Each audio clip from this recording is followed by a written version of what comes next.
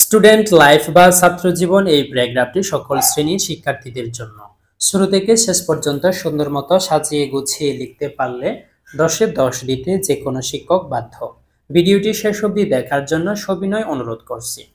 The student life is the best period of our life. Period শব্দটা হচ্ছে মুহূর্ত, ছাত্র জীবন হচ্ছে জীবনের একটি সেরা মুহূর্ত।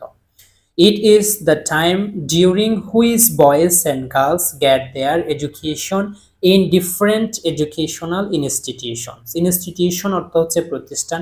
এটি এমন একটি সময় যখন কোনো ছেলে বা মেয়ে কোনো শিক্ষা প্রতিষ্ঠান থেকে শিক্ষা অর্জন করে। The life is free from all sorts and anxieties. Anxieties শব্দটা হচ্ছে দুশ্চিন্তা। এই জীবনের সকল দুশ্চিন্তা থেকে মুক্তি থাকে। This is the time when a student gather knowledge. Gather শব্দটা হচ্ছে অর্জন। এটি এমন একটি সময় যখন একজন ছাত্র শিক্ষা অর্জন করে। Builds up নিজেকে তৈরি করে, his character তার চরিত্রকে তৈরি করে, and prepares himself for the future life এবং ভবিষ্যৎ জীবনের জন্য নিজেকে প্রস্তুত করে বা তৈরি করে।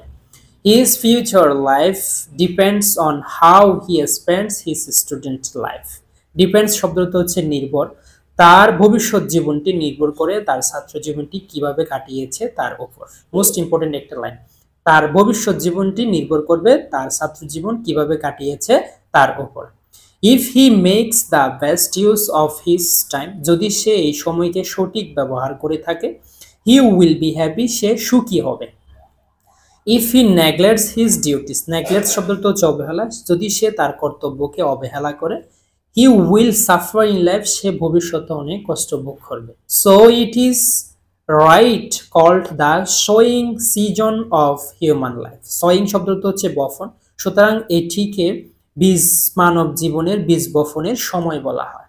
A student's primary duty is to acquire knowledge. acquire শব্দটা হচ্ছে একজন ছাত্রের প্রাথমিক এবং প্রধান কর্তব্য হচ্ছে জ্ঞান অর্জন করা।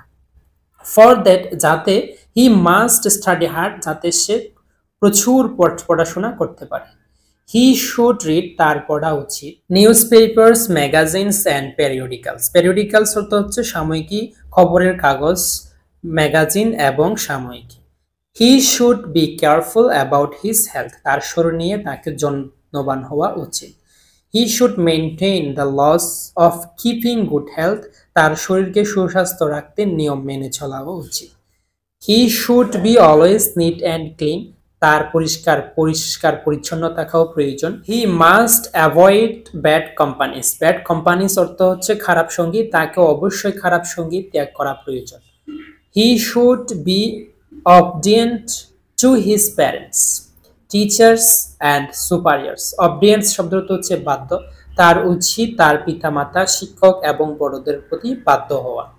He must be upright and truthful. তাকে অবশ্যই সৎ এবং সত্যবাদী হতে হবে। Upright means সৎ আর truthful অর্থ হচ্ছে সত্যবাদী। He should learn good manners. তার অবশ্যই ভালো ব্যবহার শেখাও প্রয়োজন।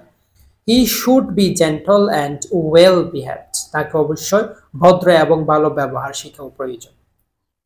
During leisure, অবসর সময়ে, he should take part, তার অংশগ্রহণ করা উচিত।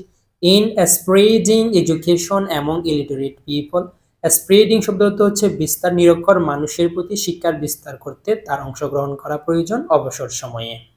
They should so help their motherland in any national calamity. National calamity শব্দটা হচ্ছে জাতীয় দুর্যোগ, মাদারল্যান্ড শব্দটা হচ্ছে মাতৃভূমিকে, তাদের উচিত জাতীয় দুর্যোগে মাতৃভূমিকে সাহায্য করা।